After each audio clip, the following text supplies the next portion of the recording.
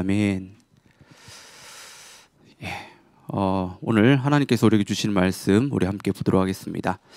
누가복음 23장 32절에서 43절입니다. 누가복음 23장 32절에서 43절의 말씀을 우리 함께 보도록 하겠습니다.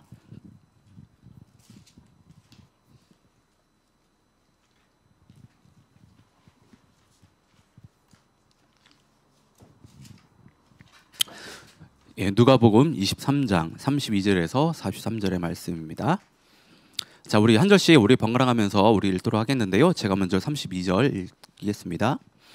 다른 두 명의 죄수도 예수님과 함께 사형 판결을 받았습니다. 해골이라 불리는 장소에 와서 사람들이 예수님과 다른 죄수들을 십자가에 못 박았습니다. 한 사람은 예수님 오른쪽에 또 하나는 왼쪽에 매달렸습니다. 예수님께서 말씀하셨습니다. 아버지, 저 사람들을 용서하여 주소서. 저들은 자기들이 하고 있는 일을 알지 못합니다. 사람들이 제비를 뽑아 누가 예수님의 옷을 차지할지 결정하였습니다. 사람들은 곁에 서서 바라보았습니다. 유대 지도자들이 예수님을 비웃으며 말하였습니다.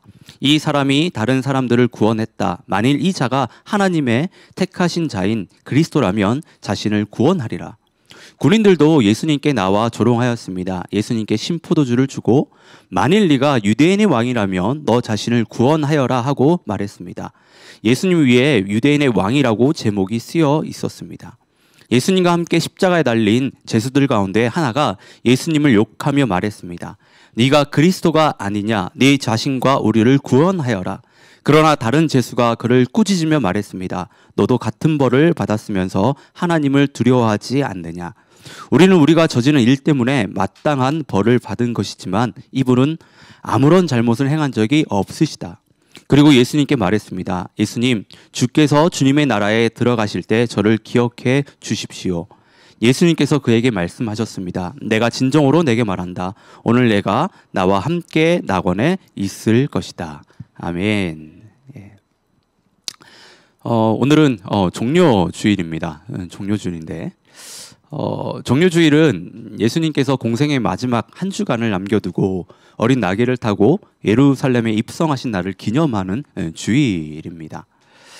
예수님이 예루살렘에 입성하실 당시 수많은 그 이스라엘 백성들이 자신들을 구원할 메시아가 왔다는 사실에 종려나무 가지를 흔들며 열렬히 예수님의 그 예루살렘 입성을 환영했다라고 해가지고 종료주일이라고 저희들이 하는 건데, 그리고 이날부터 해가지고 예수님의 고난이 시작되는 한 주간이기 때문에 또 고난주일이라고도 또 부르기도 합니다. 예수님은 예루살렘에 입성하신 후에 한 주 동안 고난을 받으시고 고난주간 마지막 날에 십자가에 달리십니다. 우리는 이 날을 이제 성금요일이라고 부르죠. 예수님은 요즘 시간으로 보면요, 금요일 오전 9시에 십자가에 못 박히신 후에 오후 3시에 이제 돌아가십니다. 그러니까 약 6시간 동안 십자가에 달려서 그 고통과 고난을 받으시고 이제 돌아가십니다. 예수님이 이제 십자가에서 돌아가시는데, 이 십자가라고 하는 것은 죄인을 처벌하기 위해서 만들어진 사형의 틀입니다. 사형 틀. 그러니까 인류 역사상 가장 잔인한 형틀 중에 하나라고 할 수 있습니다. 이 형벌은 단순히 사람을 죽이는 게 아니라 고통을 최대한 오래 느끼게 하려고 죄수가 죽는 그 순간까지도 고통을 받다가 죽게끔 그렇게 설계된 형벌입니다. 게다가 십자가는요, 공개 처형이었습니다. 그러니까 공개 처형으로 진행됐다고 하는 것은 이 죄수가요, 육체적인 어떤 고통뿐만 아니라 정신적으로도 엄청난 그 굴욕과 수치를 겪어야 했다라고 하는 겁니다. 그러니까 예수님이 이렇게 잔인하고 수치스러운 십자가형을 끝까지 감당하시면서 돌아가셨어요. 예수님은 이 십자가를 매달리시기 전에 이미 엄청난 그 고통과 그 수치를 당하셨습니다. 체포된 이후에 재판을 받으시면서요, 로마 군인들에게 채찍을 맞으시고 또 조롱의 또 상징으로 또 가시 면류관을 쓰셨으며 또 주먹질과 그 욕설과 그 수많은 것들, 그런 어떤 일들을 다 당하셨다라고 하는 겁니다. 그러니까 로마 군인들의 채찍에 맞아서요, 온몸이 피투성이가 된 상태에서, 그리고 가시 면류관을 머리에 쓰셨기 때문에 얼굴은요 피범벅이 되셨다고 하는 겁니다. 그러니까 예수님이 이런 상태에서 정신적으로도 그렇고 육체적으로도 그렇고 극도로 지쳐있는 이런 상태에서 약 60kg가 되는 그 십자가를 지고요, 골고다 언덕을 오르신 겁니다. 그 거리가 1km 정도 되는 거거든요. 1km 정도 된 거리를 그 십자가를 지고 그렇게 골고다 언덕에 오르신 겁니다. 그리고 끝내 골고다 언덕에 이르러서 십자가에 이제 달리시는데, 예수님이 당하신 그 모든 고통과 고난은 인간적으로는 감당할 수 없는 그런 수준이었지만, 예수님은 그것을요 묵묵히 다 감당을 하세요. 우리가 이제 아는 것처럼, 우리가 이제 몇 주 전에 말씀을 나눈 것처럼, 예수님은 이 겟세마네 기도에서요, 하나님께 자신이 받아야 될 그 잔을 거두어 달라고 땀방울이 핏방울이 될 정도로 간절히 기도를 하셨습니다. 그러니까 예수님은 이 십자가의 고통이라고 하는 것이 얼마나 두렵고 무섭고 또 육체적으로 또 정신적으로 감당하기 어려운 일인지를 너무나도 잘 아셨어요. 그리고 무엇보다도 예수님께서 가장 크게 고통을 받으시는 것은 온 인류의 죄를 짊어지고 하나님의 심판을 대신 받으셔야 한다는 사실이었습니다. 이거는 하나님과의 관계가 끊어지는 것을 이야기하는 거거든요. 하나님으로부터 버림받는 그 아픔을 의미하는 것입니다. 그러니까 예수님은 죄 없는 분으로서 하나님과의 그 완벽한 그 연합을 이루셨지만, 인류의 죄를 대신 짊어지는 그 순간 하나님으로부터 철저하게 외면을 당하셔야 했습니다. 그러니까 이 고통은 그냥 단순히 육체적으로 어떤 그런 고통이 아니라 정말 깊은 영적인 그 아픔이었다라고 하는 거예요. 예수님이 이것을 가장 두려워하셨습니다. 이것을 가장 무서워하셨다라고 하는 겁니다. 근데 그럼에도 불구하고 예수님은요, 그 자신의 두려움과 고통을 하나님께 온전히 다 맡기고, 내 뜻이 아니라 아버지의 뜻을 이루길 원한다라고 기도하면서 하나님의 그 계획 가운데 순종을 하십니다. 그리고 예수님은 하나님의 뜻을 이루기 위해서 모든 그 인류의 모든 죄를 짊어지시고 십자가를 지시는 거예요. 예수님은 십자가에 달려서 우리가 감히 상상할 수도 이해할 수도 없는 극심한 고통을 당하시는데요, 그 극심한 고통 가운데 우리에게 마지막으로 7가지의 말씀을 하세요. 우리는 그것을 가상칠언이라고 이야기를 합니다. 이 가상칠언 중에 가장 먼저 말씀하시는 것이 오늘 본문에 나와 있는데, 이 34절을 보면, 아버지, 저 사람들을 용서하여 주소서. 저들은 자기들이 하고 있는 일을 알지 못합니다. 자신이 지금 당하고 있는 그 극심한 고통을 참고 버티는 것만 해도 대단한데, 예수님은요, 그 극심한 고통 속에서도 자신을 십자가에 못 박고 조롱하는 그 사람들을 위해서 하나님께 기도를 하고 있다고 하는 겁니다. 예수님은 자신을 괴롭히는 이들의 그 무지와 죄를 불쌍히 여기시면서 그들을 용서해달라고 사랑의 기도를 하나님 앞에 올려드리고 있어요. 이는 예수님의 사랑이 얼마나 깊고 큰지를 보여주는 놀라운 장면이 아닐 수 없습니다. 예수님의 이런 모습 속에서 우리는 이 세상을 구원할 진정한 메시아라는 것을 우리는 알 수 있다고 하는 거죠. 자, 우리는 예수님께 아버지, 저 사람들을 용서해달라는 이 말씀에서 십자가의 진정한 의미를 저희가 발견할 수가 있습니다. 여러분, 십자가라고 하는 것은요, 용서입니다. 십자가의 의미 가운데 하나는 용서예요, 용서. 예수님이 십자가에 달려 있을 당시의 그 모습은 인간적으로 볼 때 너무나도 비참하고 처참했습니다. 사람들은 하나님의 아들이신 예수님이 잔혹한 형틀에 아주 비참한 상태로 죽음을 맞이하는 것을 이해할 수가 없었어요. 메시아인데, 하나님의 아들인데, 왕이신데 어떻게 그렇게 비참한 상태로 십자가에 매달릴 수 있냐? 그걸 이해할 수 없었습니다. 그래서 예수님은요, 그래서 당시에 그 사람들은 예수님을 그렇게 조롱한 것입니다. 35절에서 37절을 보면 이스라엘 백성들과 종교 지도자들 그리고 로마 군사들까지 너나 할 것 없이 예수님을 향해 네가 하나님의 아들이면 너 자신을 구원하라고 조롱하며 비웃었다라고 하는 겁니다. 하지만 예수님은요, 그들의 조롱 앞에서 아무런 대꾸를 하지 않으세요. 아무런 대꾸를 하지 않으십니다. 여러분, 그것은 예수님이 능력이 없어서가 그런 것이 아니에요. 그들에게 더 큰 사랑과 용서를 베풀기 위해서 하나님께서 이루신 그 뜻에 순종하기 위해서 참고 버티신 것입니다. 예수님은 전능하신 하나님의 아들이셨기 때문에 원하시면 얼마든지 십자가에서 내려오실 수 있었습니다. 그리고 천사들을 동원해서요, 그 모든 상황들을 다 뒤집을 수도 있었다라고 하는 겁니다. 그런데 예수님은요, 고통 속에서 침묵하시며 자신에게 주어진 그 길을 끝까지 걸어가십니다. 이는 자신을 조롱하던 이들이 이해하지 못했던, 자신이 죄인을 대신하여 죽기 위해 그 자리에 서 있다는 그 깊은 그 하나님의 그 사랑과 구원의 계획을 실현하기 위해서 그 일들을 다 감당하고 있었다라고 하는 겁니다. 예수님은 자신을 조롱하던 자들을 불쌍히 여기셨고 무죄했던 사람들을 위해서 용서의 기도를 올려드렸습니다.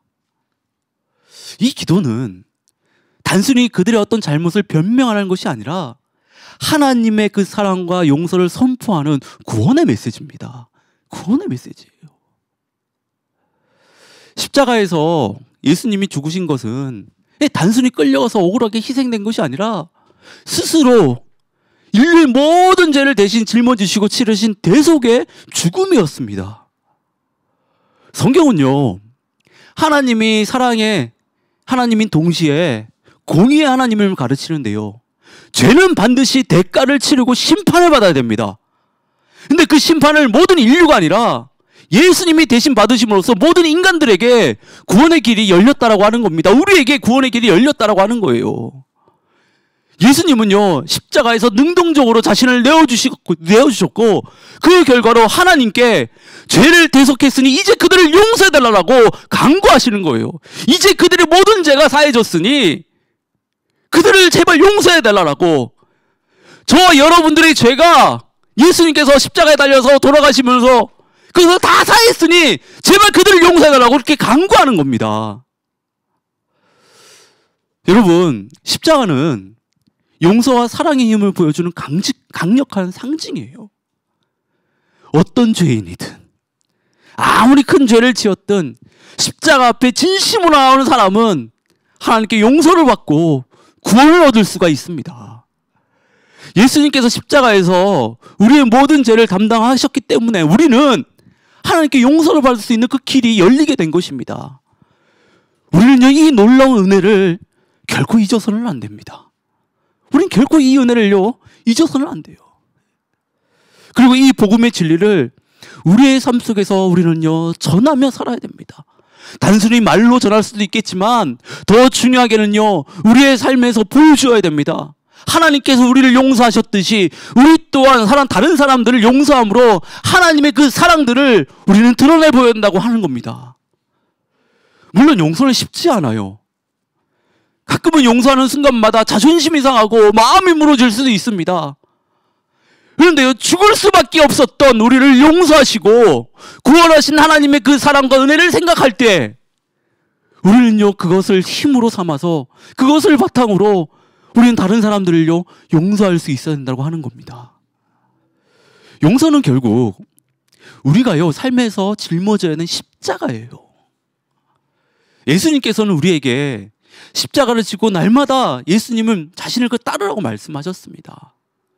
십자가는 그냥 단순히 우리가 삶에서 겪는 그 고난과 그 어려움만을 이야기하지 않습니다.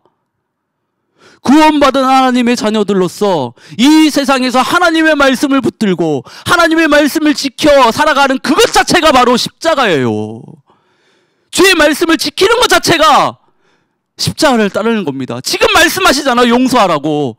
그 용서를 우리 삶 가운데 우리가 구현해내면 실천하는 것이 바로 십자가를 지는 것입니다. 십자가를 지고 예수님을 따르는 길은 결코 쉽지 않아요.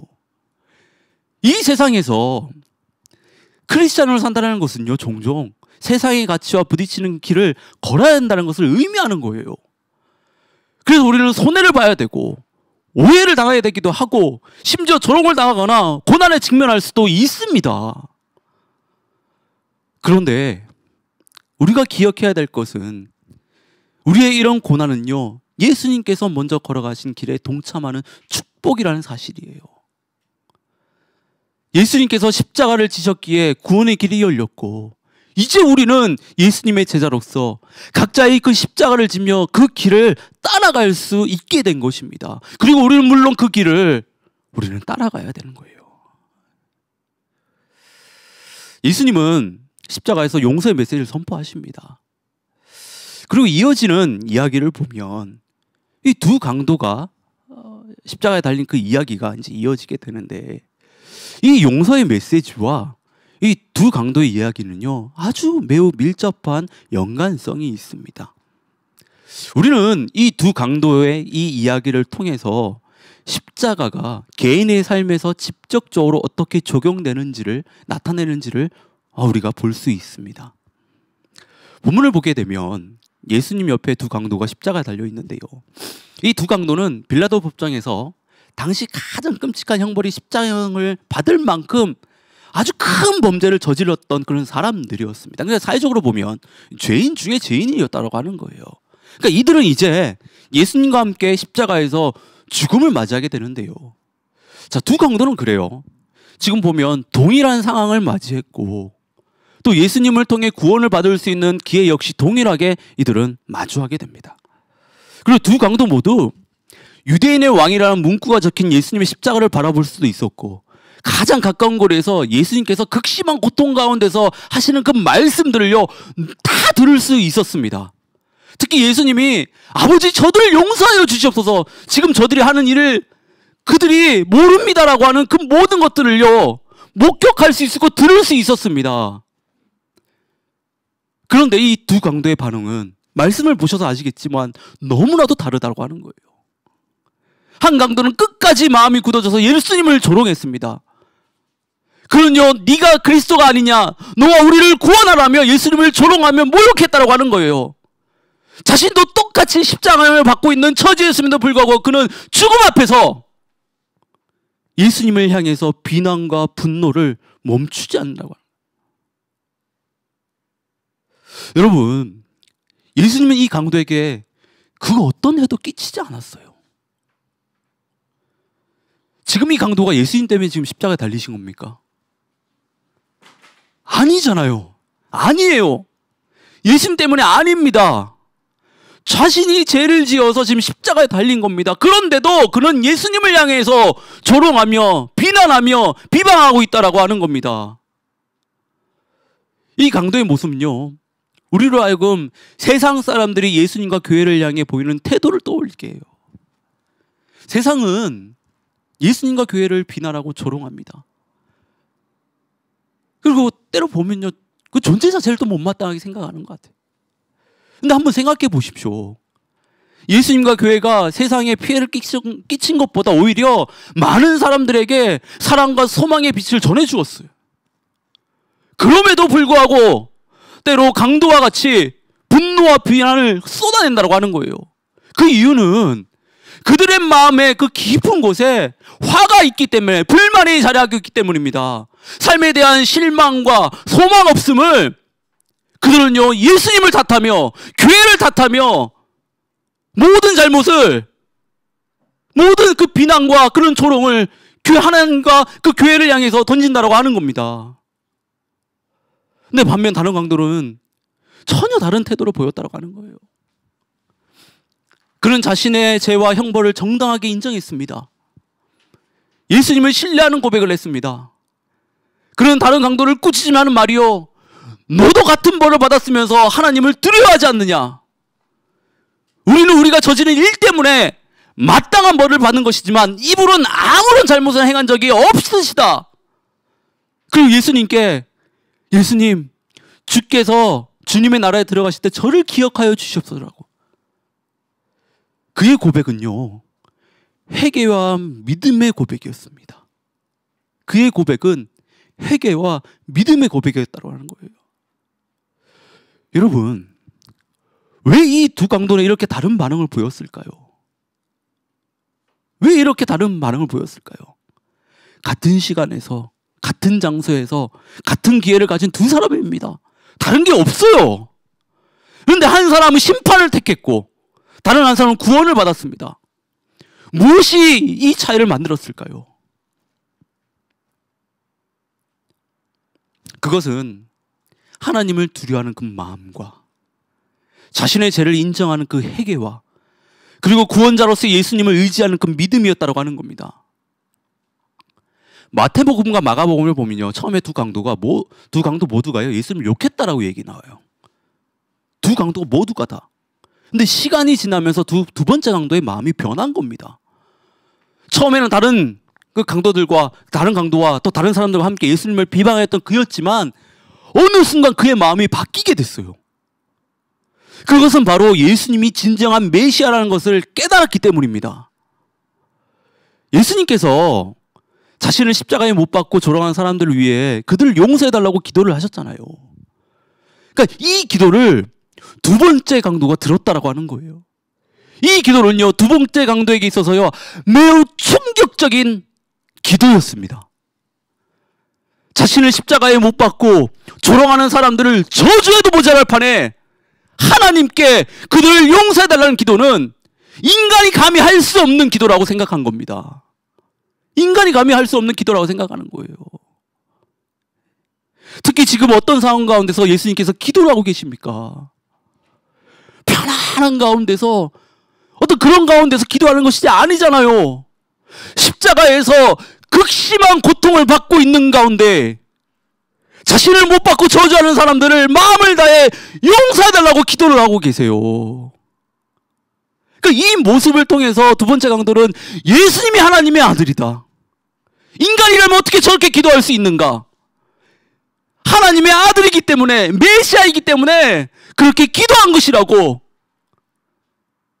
예수님이 메시아임을 깨닫게 됐고 예수님을 믿게 된 것입니다. 예수님은 이 강도의 믿음을요 외면하지 않으세요. 오늘 네가 나와 함께 낙원에 있을 것이라는 약속의 말씀을 통해서요 그 강도는 즉각적으로 용서를 받고 구원을 얻게 됩니다. 이 장면은 회개하고 예수님을 믿는 사람이라면 누구든지 구원받을 수 있다라고 하는 그 복음의 본질을 아주 가장 선명하게 보여주는 거예요. 여러분, 십자가의 용서는 우리의 그 과거의 죄의 어떤 크기와 상관없이 모든 죄를 품으시는 하나님의 크신 사랑과 은혜를 보여주는 겁니다. 함께 십자가 달린 두 강도를 생각해 보세요. 그들이 저질렀던 죄가 무엇인지, 그 죄가 얼마나 무거운지 따지지 않습니다. 전혀 따지지 않아요. 중요한 것은 우리가 어떤 죄인이든 하나님께 회개하며 하나님의 은혜를 받아들일 때 그 은혜와 용서를 통해 우리가 구원을 얻을 수 있다라고 하는 겁니다. 우리가 새롭게 거듭날 수 있다라고 하는 겁니다. 그런데 첫 번째 강도가 보여주는 것처럼 하나님의 은혜가 누구에게나 널려 있어도 그것을 거부하는 사람은 구원을 받을 수가 없어요. 첫 번째 강도는 예수님 바로 옆에 계셨음에도 불구하고 자신의 마음을 굳게 닫았습니다. 그런 예수님의 사랑과 용서를 받아들이지 않고 결국 눈앞에 있던 그 은혜를 다 놓치고 말았다고 하는 거예요. 얼마나 안타까운 장면입니까? 얼마나 안타까운 그런 장면이라고 하는 거예요. 여러분, 십자가는 하나님의 용서와 사랑 그리고 은혜가 얼마나 크고 깊은지를 보여주는 그 구원의 길이에요. 이 십자가는 단순히 과거의 사건이 아니라 오늘날에도 우리에게 구원으로 이끄는 살아있는 소망의 상징입니다. 예수님은 십자가로 우리에게 용서의 길을 열어주셨고 그 사랑과 은혜 안에서 누구든지 새로운 생명을 얻을 수 있다는 그 사실을 우리에게 다 주셨습니다. 그런데 두 강도의 이야기에서 보듯이 하나님의 사랑은 모든 이에게 주어졌지만 그것을 받아들이냐 마냐는 선택이 있다고 하는 거예요. 여러분, 우리는 매일의 삶 속에서 이 선택을 마주하게 됩니다. 십자가는 과거의 일이 아니에요. 바로 지금 현재의 일입니다. 우리를 용서하신 십자가의 사랑과 그 은혜 앞에서 첫 번째 강도처럼 마음을 닫고 자신의 죄와 잘못을 인정하지 않고 끝까지 하나님을 외면하며 살아갈 것인지, 아니면 두 번째 강도처럼 자신의 죄를 인정하며 회개하며 예수님을 구원자로 믿고 의지하며 살아갈 것인지 우리는 선택해야 돼요. 여러분, 예수님이 십자가에서 보여주신 용서와 사랑은, 그 은혜는, 그 은혜로 인해서 우리에게 구원의 길이 열렸습니다. 그 길 앞에 서 있는 우리가 해야 될 일은 예수님을 전심을 다해 믿고 예수님의 은혜와 사랑을 받아들이는 것입니다. 여러분, 중요한 것은 과거가 아니에요. 지금입니다. 지금이에요. 우리가 아무리 큰 죄를 지었다라고 해도, 우리가 스스로 생각할 때 용서받을 수 없는 그런 죄를 지었다라고 해도, 여러분, 주님 앞에 나가시면 됩니다. 그것을 인정하고 주님 앞에 나와서 그것을 내려놓으면 주님께서 우리를 용서해 주시고 우리는 구원을 얻을 수 있습니다. 저는 이 십자가의 그 사랑과 용서를 여러분, 우리 모두가 좀 기억했으면 좋겠습니다. 십자가라고 하는 것이 과거의 어떤 사건이 아니라 지금 우리가 살아내야 될 사건이기도 하고, 날마다 그 두 강도처럼 우리가 마주하는 일이라는 것을 우리가 좀 깊이 좀 생각했으면 좋겠습니다. 오늘부터 이제 고난주간이 시작이 됩니다. 이 고난주간 동안, 이 한 주 동안 정말 예수님의 그 십자가, 예수님께서 십자가에서 보여주신 그 용서와 그 사랑과 그 은혜를 정말 깊이 묵상할 수 있기를 진심으로 바랍니다. 그 은혜가 깨달아지고, 그 용서가 무엇인지 온전히 깨달아지고, 그 사랑이 얼마나 큰지를 깨달아질 때, 여러분, 다음 주에 부활주일 날 주님이 부활하셨다라는 그 사건 앞에서, 그 이야기 앞에서 우리는요 정말 마음을 다해서 기뻐할 수 있습니다. 이런 깨달음이 없으면요 우리는 절대로 부활 앞에서, 예수님의 부활 앞에서 기뻐할 수가 없어요. 그냥 또 뭐 부활절이네 라고 하면 또 그렇게 한 주를 또 흘려보내게 될 것입니다. 저는 다음 주에 우리가 정말 기쁨 가운데, 은혜 가운데 부활절을 맞이하고 싶으시다면 또 맞이해서 저는 생각을 합니다. 그렇다면 이번 한 주간 예수님의 십자가를 좀 깊이 있게 좀 묵상하시면서 생각할 수 있는 저와 여러분들 되시기를 진심으로